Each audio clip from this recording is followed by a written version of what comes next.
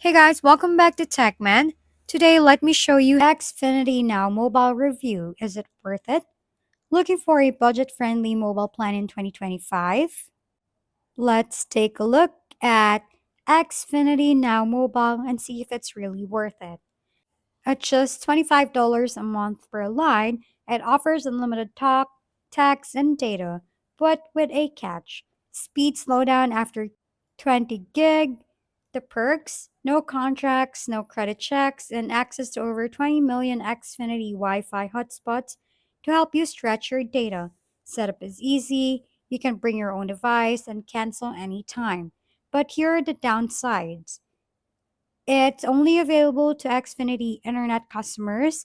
Speed drops to about 1.5 Mbps after the cap, and support is limited to chat with mixed reviews. So, is it worth it? If you're already an Xfinity Internet subscriber and need a simple, low cost plan for light to moderate use, this is a solid choice.